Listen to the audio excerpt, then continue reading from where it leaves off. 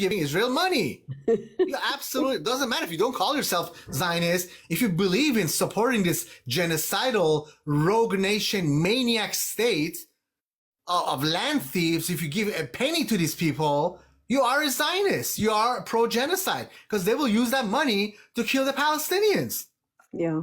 So I don't care what labels he puts, ahead of his name. He in action, he's a Zionist, and it's very tragic. But there is such a level of awareness, Ellie, against Zionism, against Israel, against Israel's crimes in Gaza and West Bank, and now expanded to Lebanon and Syria and Iran. Yes. That I think the Israeli lobby will be a litmus test for a lot of these candidates in Congress, both this year and also in 2028. The level of awareness has amazed me. Has absolutely amazed me out there, both on college campuses where they shut down a lot of the protests, but more so in social media, especially X, and up to when the Israelis bought TikTok. There were a lot of vile things and racist things being said, but there were also some amazing content as far as documenting the crimes of Israeli soldiers. Now, TikTok is not going to be like that anymore. TikTok is being bought by this Larry Ellison,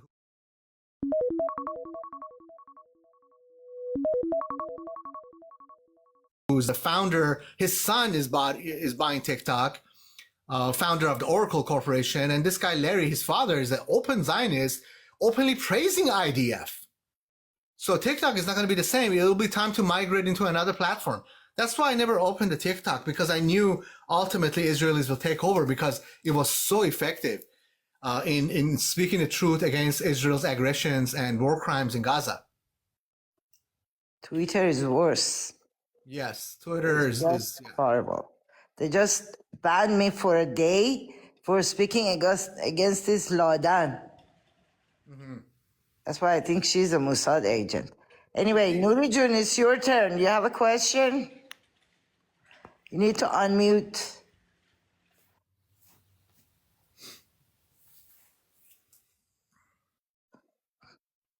The gentleman, it was an Iranian gentleman who asked me a question. Do you have a follow-up to your questions? Yeah, I think he does. Bruce John, I had to mute you. Please unmute and ask a question. Alex. I was going to ask you. Go ahead. Okay. Thank you for answering me. The question I had, I'm not so concerned about Trump because his mental and his health is not the greatest right now. But I'm more concerned about Heritage Foundation and Project 2025, which that's scared the hell of me right now. This is more, more scary thing that, I was going to ask you about that. I actually wrote an article in 2024 before the election talking about Project 2025. Yeah. I elaborated on what's in it, and I made some forecasts that unfortunately all came true. It's a very dangerous project. Now, Heritage Foundation is a very right-wing organization, think tank, but they also have produced great illuminaries. So not everything that they produce is toxic, but Project 2025 basically laid down the Trump agenda. Even though when they asked Trump himself, he said, "I don't know, I'm not connected to that." He lied. Of course, he's a con man and a liar. But it's the blueprint of authoritarianism in the United States. It's basically a justification that democracy has failed us, that our country is on the wrong trajectory. It is.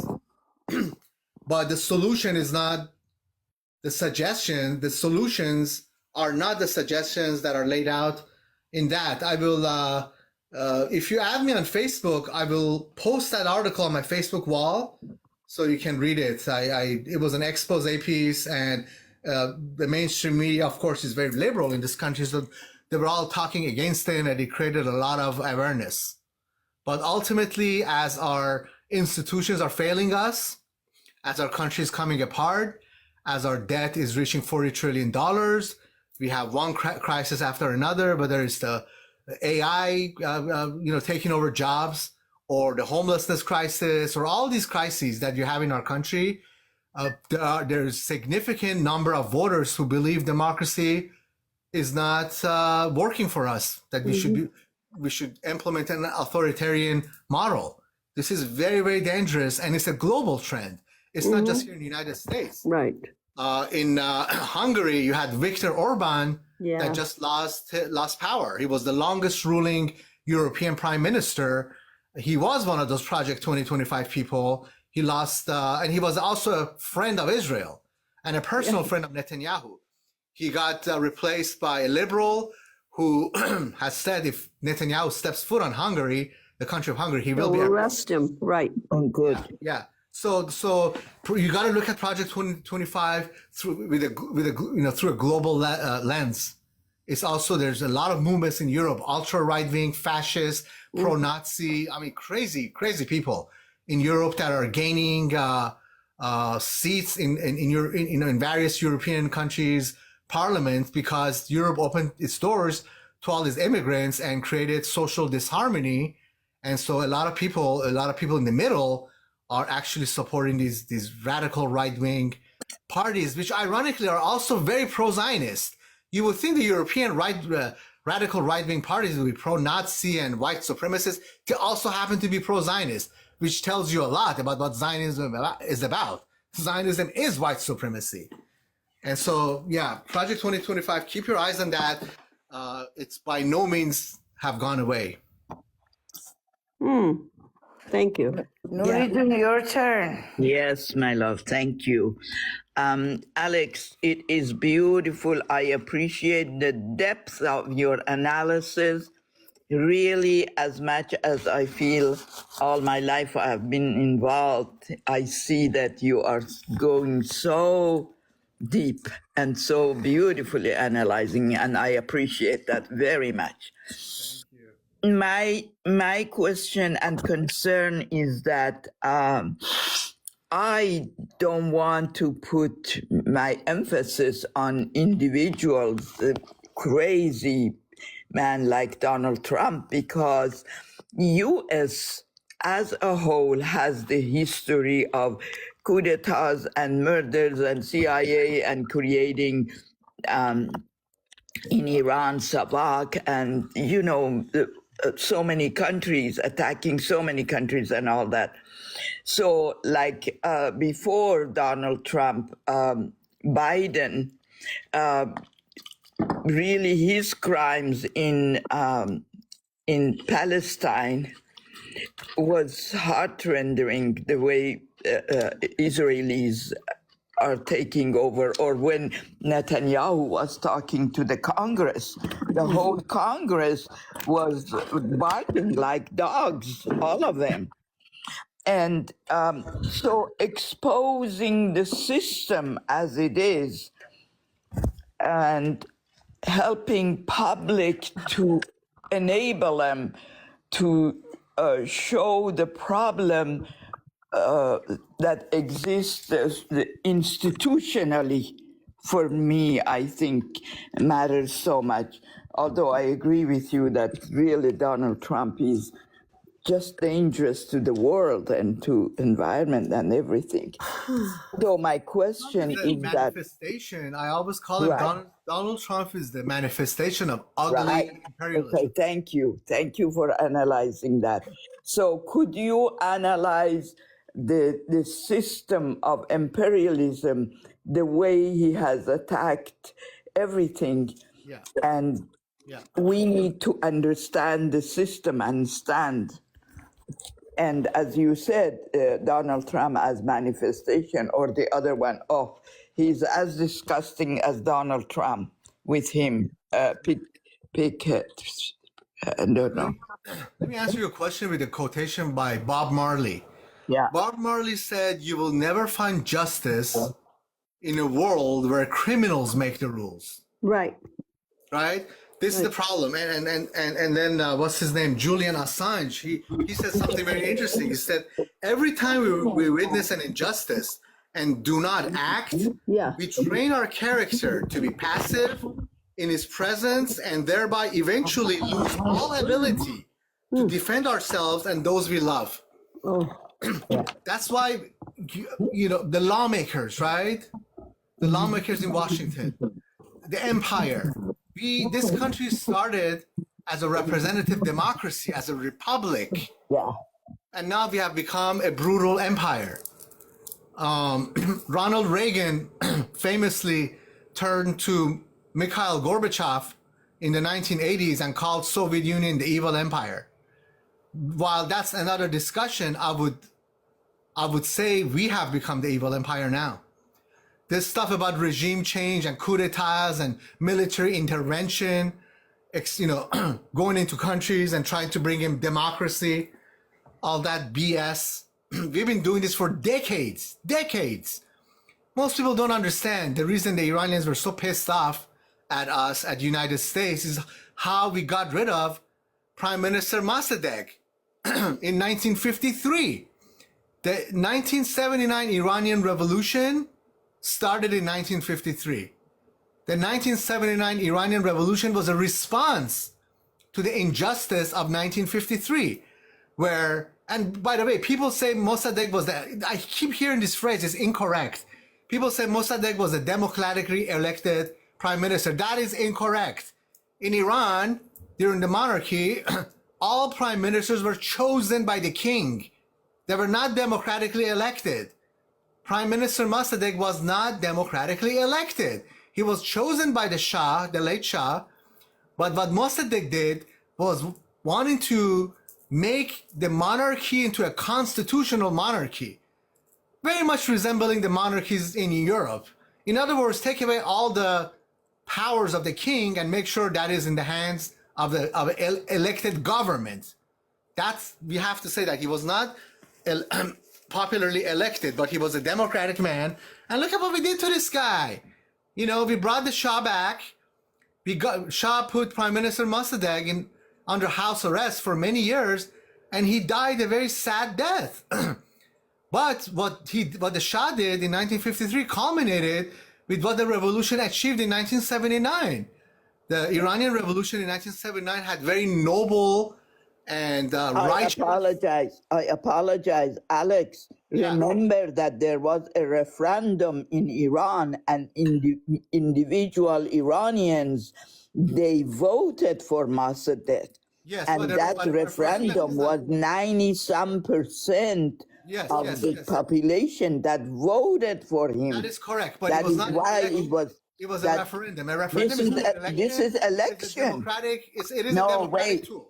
Wait, this is election, because when Shah elected Zahedi to power, and Siatir, there was uprising, and then Mossadegh was put back in the office. They did referendum. I mean, every individual in Iran voted, and they asked exclusively and only about Mossadegh that you want him as prime minister. I'm quite aware of that. But there's a difference between election and referendum. Election is when you have multiple candidates and people will choose. In the referendum that people wanted Mossadegh, it was only him. So it was not election, but a referendum is a democratic tool. So technically, you could argue that he was democratically Elected by justified. people. Yeah. We are on the same side on that. What I'm saying is that, what I'm saying is that going back to the history of the empire, it wasn't just in Iran. You look at what we did in Central and South America. We supported the most brutal dictators in South America because they were anti-communist. I mean, I'm talking Nazis. I'm talking people like the guy in Brazil and the guy in Chile, Pinochet. I mean, I'm talking about people being thrown out of helicopters into the Atlantic Ocean. That level of brutality, just because the enemy was communism. So we have done this for a long time. We have mastered this art of regime change, which is actually a euphemism. I don't like the word regime change. I like to call it the total destabilization of another country. That's really what it is. Regime change sounds really benign, right? We've perfected this art, but what this experiment with Iran has proven is that the Trump regime has failed miserably in its regime change attempt in Iran, thanks to the Iranian people. Right. They came out, in the streets in millions. Every night they have a gathering. They rallied around their flag, and they said, yes, we may have a lot of problems with the current system of governance in Iran, the Islamic Republic. We may have problems and disagreements, but we are not going to allow foreign countries to destroy us militarily and politically. Iran stood up to two nuclear superpowers, Israel and United States. And from a optics perspective, from a PR psychological warfare perspective, Iran won. Militarily, Iran has lost. Their Navy is gone. Yeah. Their Air Force, non-existing Air Force is gone. Serious infrastructure damages. Militarily, Iran has lost the war. But wars are not lost or won militarily. In Vietnam, we won every battle, but we lost the war. Right? This experience is going to happen, and that's why Trump hasn't gone in through ground force. He really wants to. Part of him doesn't. His that Pete Hegseth, that war criminal. And Pete I would Hegseth like wants to go there. So if he's dumb enough to go there, if he makes a ground invasion, and my think tank's forecast is that we believe he may invade those 3 islands that UAE also claims, and then invades those islands, give it back to UAE, and declare victory. I think that's the end game with this war. But if he actually invades the Iranian mainland, there will be bloodbath like you would never imagine.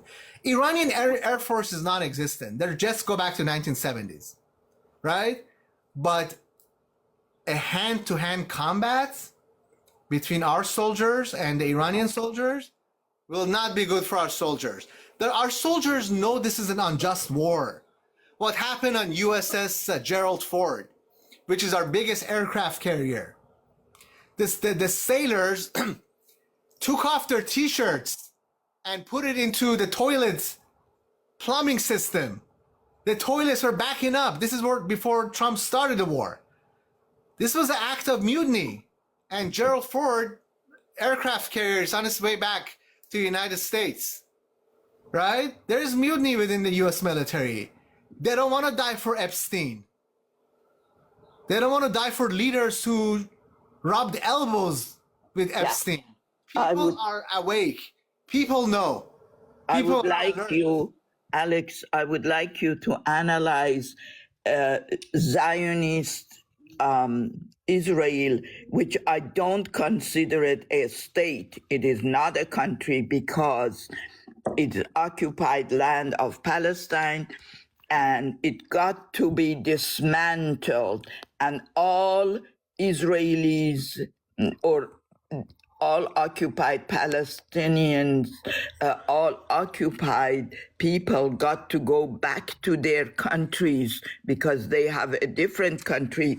And never in history of humankind, of course, America itself was built on the indigenous peoples massacre and then slavery and then racism and all that.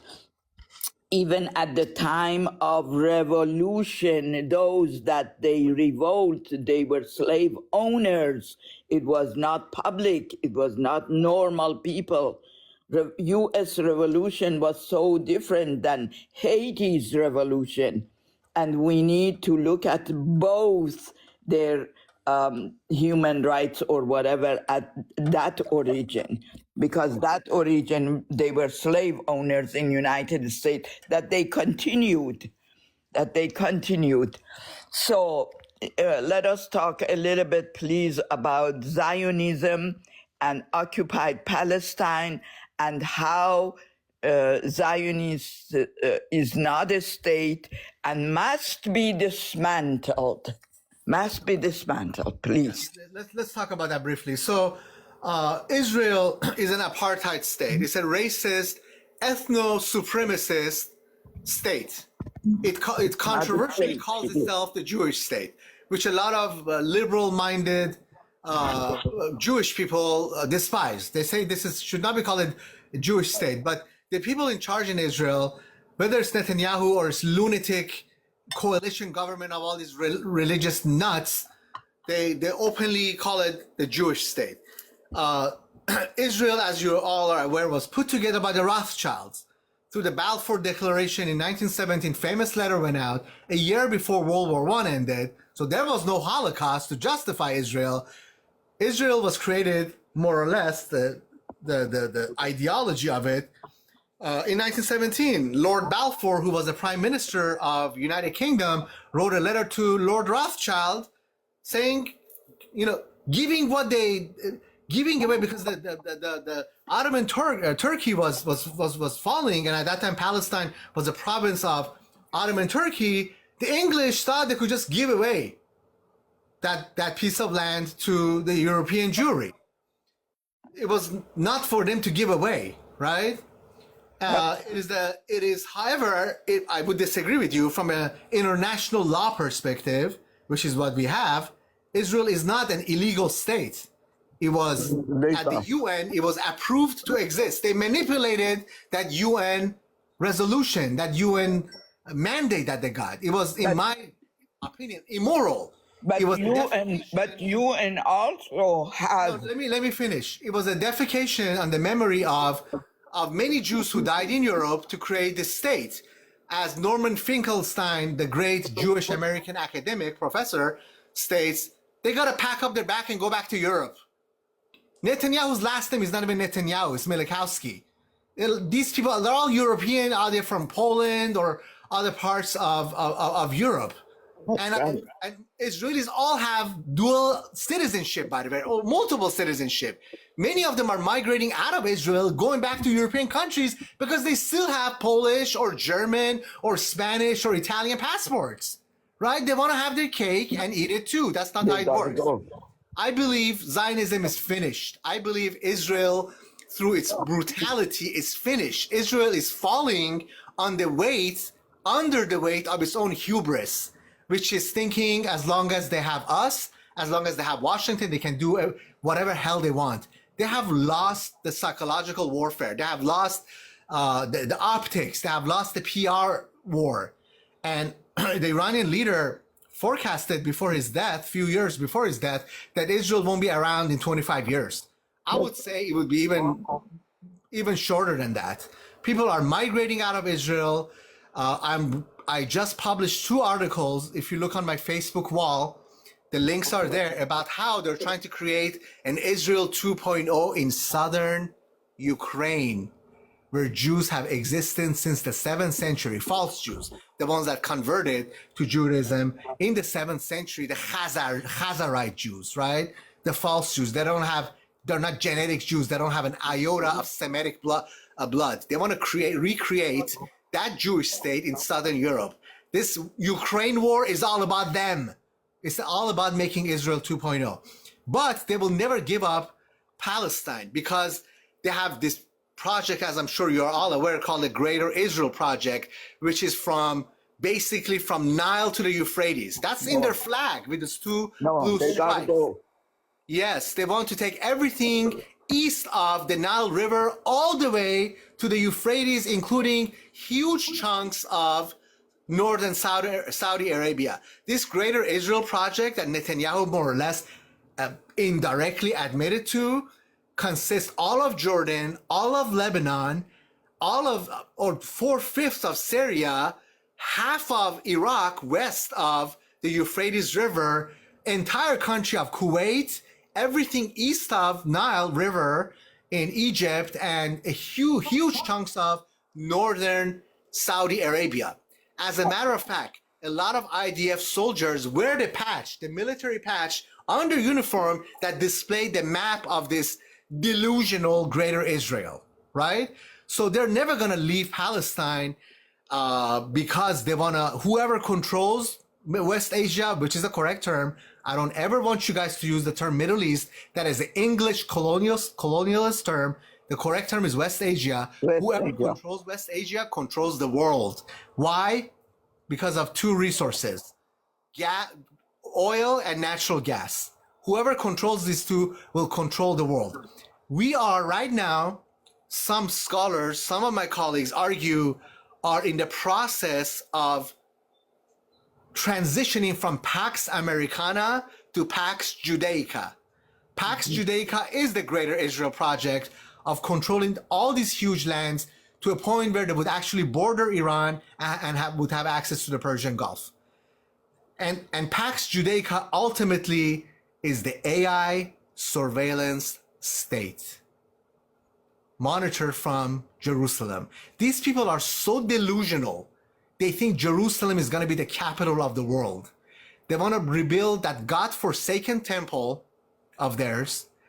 They want to make sure the mosque, the Al-Aqsa Mosque that is there right now, the Golden Dome Mosque in Jerusalem, they want to implode that.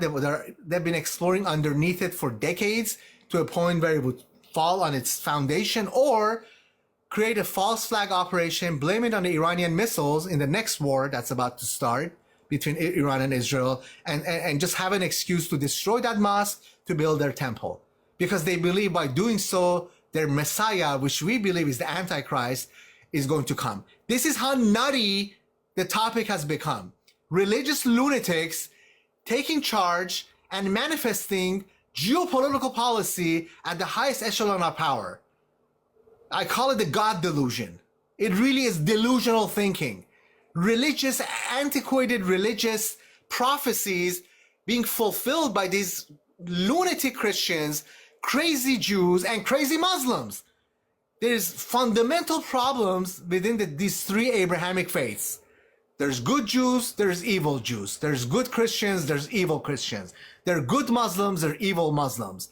But the evil in these three Abrahamic religions are going to alter global peace and security for the sake of Bible prophecy or Quran prophecy or Torah prophecy. These are very dangerous people who should not be in positions of power. That's why in this country, we have this long tradition of the separation of church and state. And we have to hang on to that nail and teeth.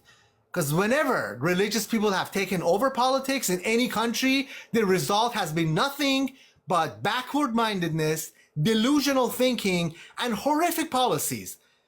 The famous American comedian, I won't say his name, but he said, what I hate more than Bible prophecy is self-fulfilled prophecy.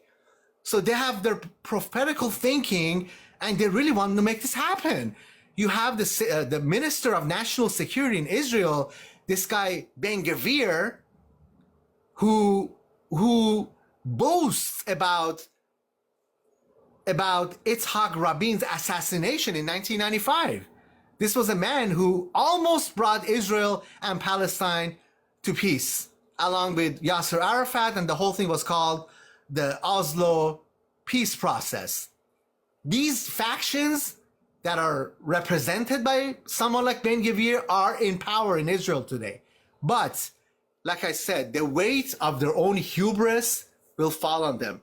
And Israel has never been as unpopular as it is now because of its crimes and its genocide and its ethnic cleansing and its apartheid, both in West Bank as well as Gaza Strip. Let us pray. The people that I associate with, there's a wonderful Jewish anti-Zionist Jewish Orthodox group called Nutre Karta. They are the ones that go to protest. They hold Palestinian flags. Their prayer, and I've talked to the rabbis, I've been in conferences with some of their chief rabbis. They say our prayer, our daily prayer, is for a peaceful dismantlement of the state of Israel.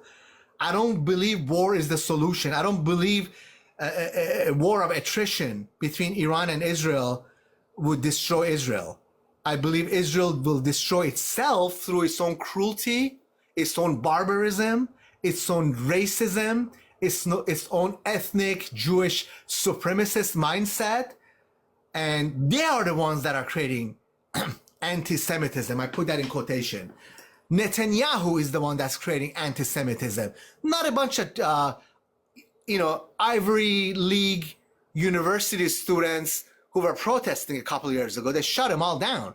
The Israeli lobby in America is so powerful, they shut down a lot of those protests. No. Those people were not they were not contributing into anti-Semitism. Netanyahu is contributing to anti-Semitism. And the irony is, he's Polish.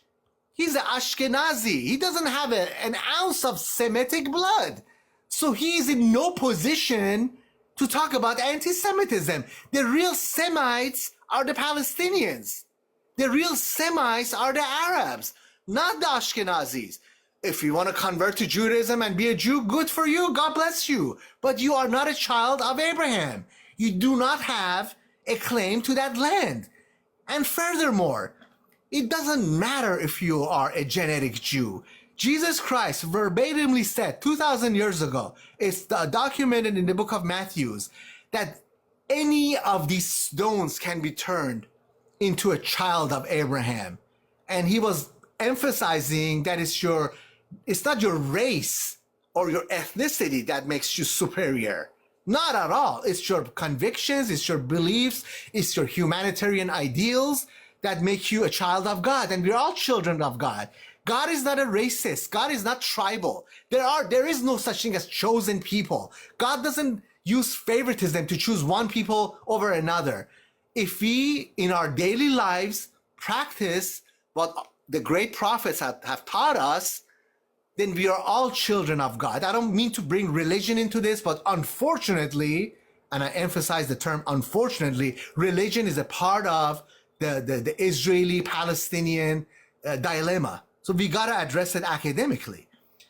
And yeah, I mean, it's incredible. They have lost the war of public messaging. The Israelis have lost the PR war in this whole thing. They have their media messaging. Nobody's watching their mainstream news channel when it comes to that. In terms of information operations, they failed at that.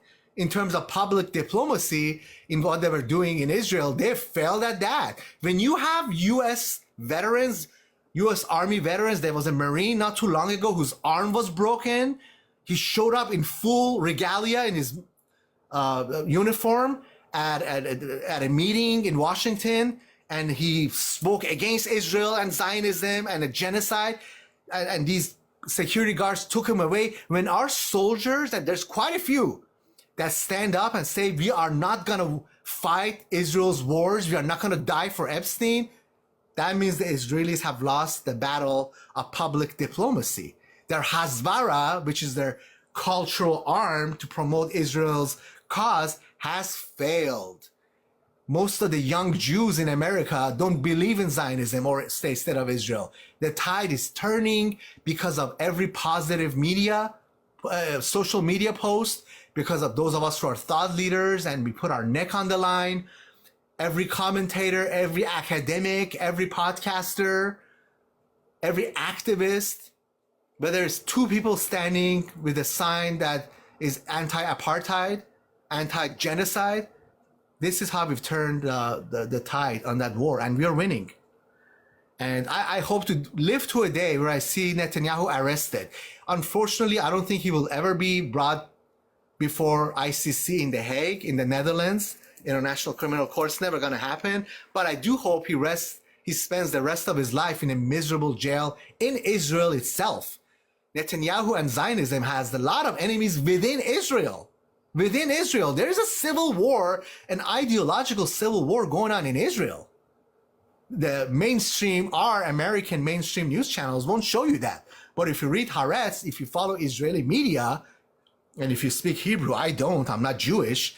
But if you actually, let's just say you read Haaretz, which is in English, if you read Haaretz, you realize it's a deeply fragmented society. So I hope to see a day where I see this scumbag behind bars for crimes against humanity, for promoting genocide, for promoting murder, ethnic cleansing, all of that. And I think that will happen in our lifetime for sure. For sure. If our support of Israel diminishes, if we have a president, if you have a foreign policy, if you have the right congressmen and congresswomen and senators in Washington, and we we don't give these people a blank check of billions of dollars, they will not be as belligerent, the Israelis, the Zionists, as they have been. And I think that wheel has been set into motion. Okay. We've been on for like 2 hours. Yeah. Do you want to continue or you want to wrap it up? Oh, do we have any more questions? I don't see. Blues, do you have more questions? He went down.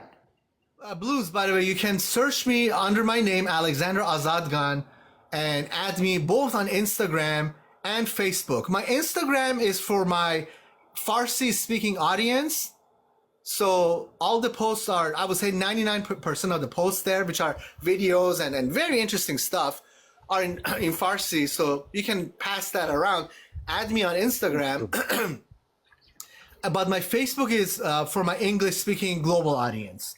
Add me on both. We are not shy in speaking the truth there. Okay. Dr. We Azadgan, don't, yeah, we Dr. don't Azadgan, censor ourselves. Yeah. I follow you. Okay, I follow you, and hopefully we stay in touch. I was wondering if I can invite you because I'm very involved with the Palestinian live. If I can invite you to join us. Yes, absolutely. Absolutely. My teaching career started because my teaching career started in 2004, 2003, right at the height of George W. Bush's war against Iraq. My career started because I organized a seminar here in my town. We were expecting 50 people, 300 people showed up. And it was a pro-Palestine event. And it was self-financed, and we had Jewish anti-war activists, we had Palestinian anti-war activists. My career started because of Palestine, my teaching career.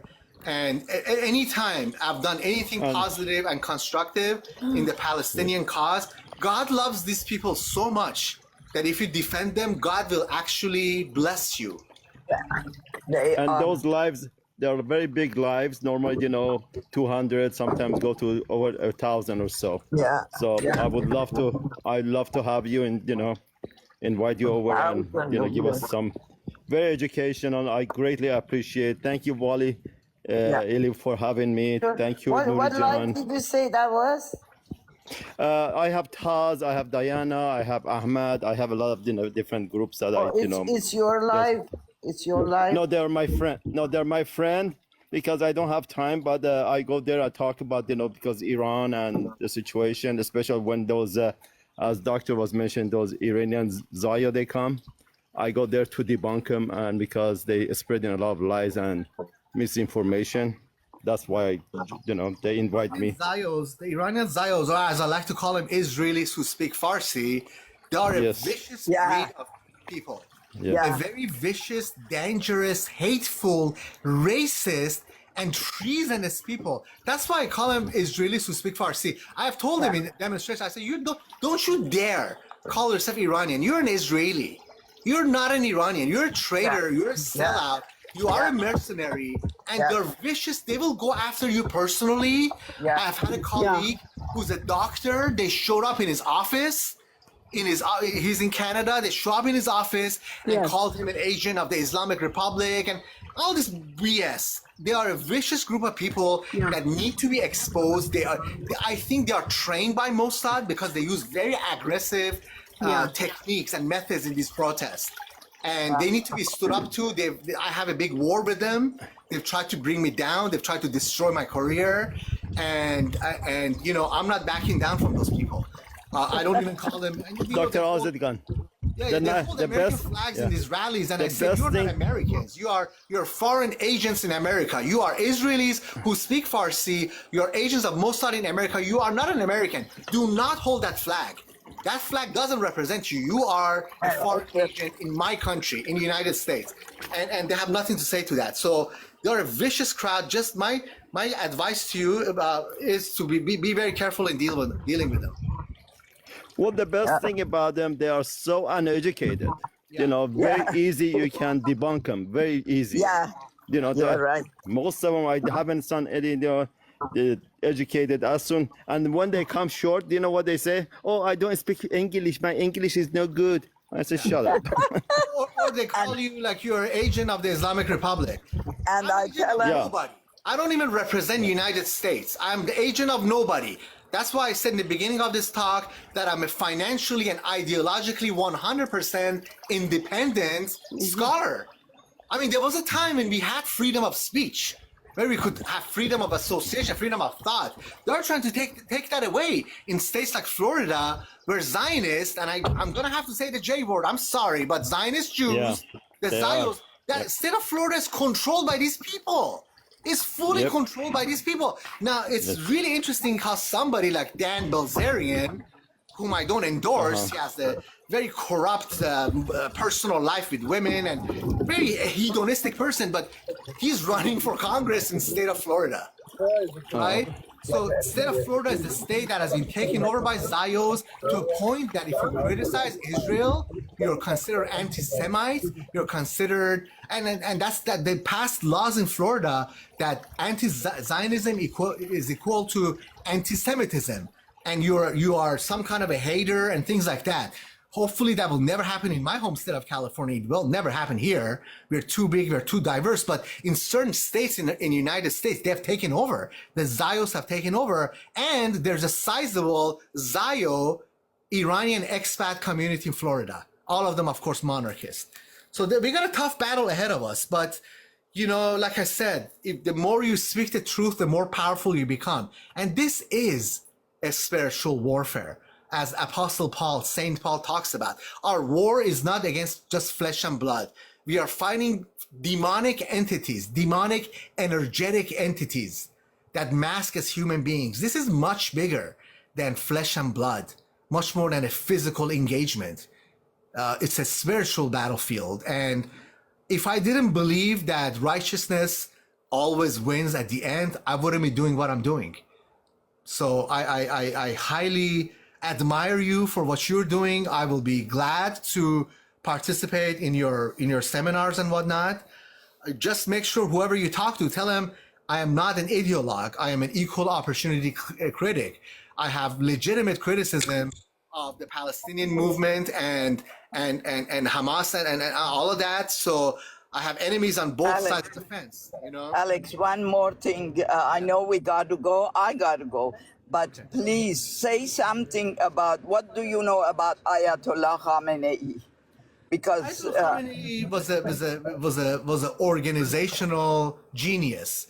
If it wasn't for his organizational skills in creating these institutions in the Islamic Republic, instead of personality, he relies on institutions, whether that's the Expediency Council or the Council of Experts, different institutions, parliaments, the OSL itself. OSL stands for Office of the Supreme Leader, that employs 3,000 people. All these institutions is what has been sustaining Iran during the past 2 months. That's why Iran didn't collapse, right? So, and he was also, he put on the military fatigue. He participated in Saddam Hussein imposed war against Iran. He You put are on right. the military. Ayatollah Khamenei was very smart in knowing that all Iranian kings were military personalities, all of them. He knew that. Although he wasn't a king, he was a supreme leader. Nevertheless, he was an absolute leader. He knew very well that by putting on the uniform, which he did, he put on the IRGC uniform, and he went to the front, gave motivational lectures and whatnot. He created this image of himself that he's also a warrior, and he was. And you know, I think even BBC Persian said that positive things about him. Even BBC Persian said after his death, people will realize what kind of a leader he was. Do I agree with all Ayatollah Khamenei's assertions? Absolutely not. Do I have criticisms toward many of his policies? I do, respectfully, constructively, not destructively, constructive criticism as somebody who cares for the well-being of my ancestral homeland. My father is he had Iranian. thousands of those meetings Yes, with youth according to the about Iranian law, if your father construction is Iranian, criticism. then you're Yeah. automatically an Iranian citizen. So I identify as an American because I grew up here since I was a little child, but I have nothing but utmost respect for the Iranian civilization, the Iranian culture. Iran is a civilizational state. Only a few countries in the world have that status, which means they were a cradle, not the cradle, but a cradle of human civilization. Iran is, I think, in the top 10 as far as recorded UN World Heritage Sites. So it was one of the cradles of human civilization. Other countries that hold that status are China, Egypt, Iraq, Syria, Lebanon, handful of countries that have civilization that go back to thousands of years. So I can't say I'm a proud Iranian because I didn't do anything to achieve my Iranianness. I didn't do anything. I was just karmically born into an Iranian family. But what I am proud of is the fact that I still have some air in my lungs to stand up for truth, justice, and peace, whoever says it. Whoever says it. But on the same token, I'm also an equal opportunity critic of many of Iranian policies. And when I was in my trips to Iran, I made 3 academic trips that each lasted, a month and a half to 3 months. I was lecturing across the Iran, did a lecture circuit in universities. I was very critical of many of Iran's policies. And I was very surprised by how constructive and receptive people were on all sides, not just liberals, but also Iranian conservatives. People, the Basijis came to me and praised my equal opportunity criticism approach. So if you criticize constructively, if you don't want to go in, if you're not some crazy gung-ho person who repeats Trump's vile statement that we're going to bomb him into Stone Age, if you're not one of those lunatic, sellout, mercenary Iranian expats, the Iranian people are very receptive to positive, constructive criticism to better that country. I don't believe in regime change. I don't believe in the systematic collapse. I believe in reform that is democratic, that is agreed upon by all factions of society. It's not just a bunch of North Iran kids, but all these different factions. I believe in reconciliation, and I think Iranians I think Iranians are at that. I mean, I see people right now in Tehran protesting. I see videos of women who have no hijab. They are right next to somebody who's got full hijab, and they're holding hands. They're holding the flag. They're embracing each other. I see a great reconciliation among the Iranians. That ironically, if it wasn't for Trump, it wouldn't have happened, and they would have had civil war, because that's what Trump wants. That's what Israel wants, a civil war. No, the dialectic. Iranian reconciliation taking place in the streets of Tehran, and I see a lot of these expat people, these monarchists, getting exposed for who they really are, and I see great days ahead for Iran and for United States, if I